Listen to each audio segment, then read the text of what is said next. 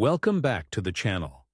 Today, we're diving into a controversial and often hidden chapter of history, the post-World War II collaboration with former Nazis. After the war, many high-ranking Nazi officials and scientists were quietly recruited by Western governments, particularly the United States, in the name of national security and scientific advancement. This episode explores how and why these former Nazis were brought into secret projects, and the ethical dilemmas this created in the wake of one of history's most brutal regimes. Let's uncover the details of this shadowy post-war collaboration and its lasting legacy. The origins of post-WWII collaboration. At the end of World War II in 1945, the Cold War between the United States and the Soviet Union began to take shape. Both superpowers were desperate to gain any technological and military advantages over the other, especially in the fields of rocket science, weapons development, and intelligence. This led to Operation Paperclip, one of the most infamous post-war programs initiated by the U.S. government.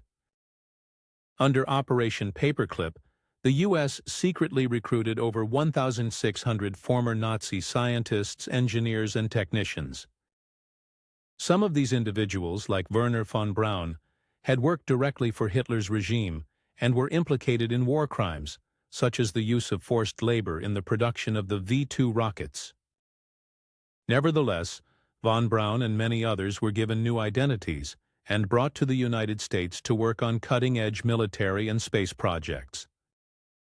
Von Braun, in particular, played a key role in the development of NASA's Apollo program, which ultimately put a man on the moon. The Soviet response. The United States wasn't the only country involved in recruiting former Nazis. The Soviet Union, in its own bid to secure technological expertise, also recruited Nazi scientists. They focused on advancing their own military programs, particularly missile technology. Both superpowers justified their actions as necessary for the Cold War arms race, but the moral compromises were enormous. Intelligence collaboration and ethical dilemmas. Another controversial aspect of post-war collaboration with Nazis involved intelligence agencies. The CIA and other Western intelligence services employed former Nazi officials to gather information about the Soviet Union and communist movements in Europe. This included individuals like Reinhard Gehlen, a former German military intelligence officer who became a key figure in the U.S. intelligence community after the war. His network of former Nazi operatives was used to spy on the Soviets, despite their involvement in atrocities during the war. This collaboration with former Nazis has sparked significant debate over the years.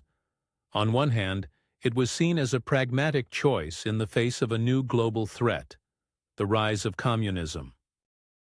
On the other, it raised serious ethical concerns about whether the pursuit of national security justified working with individuals who had been involved in war crimes and genocide.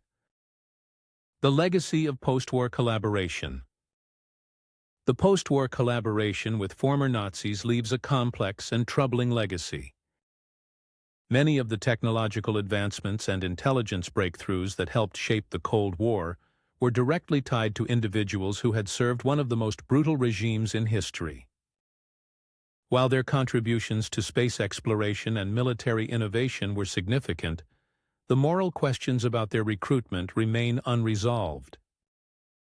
In recent decades, the declassification of documents related to Operation Paperclip and similar programs has shed new light on these collaborations, prompting ongoing debates about whether the ends justified the means.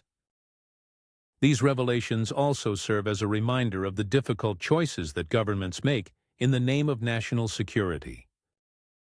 The post-World War II collaboration with former Nazis is a dark and complex chapter in history.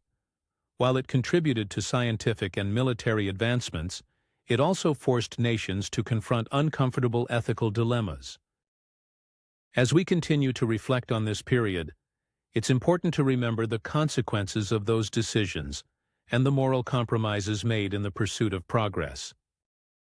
If you found this exploration of Post-WWII collaboration with Nazis intriguing, be sure to like this video, subscribe to the channel, and hit the notification bell to stay updated on our future content. Let us know in the comments what you think about this topic, and if there are other historical events you'd like us to cover. Thanks for watching, and we'll see you in the next video.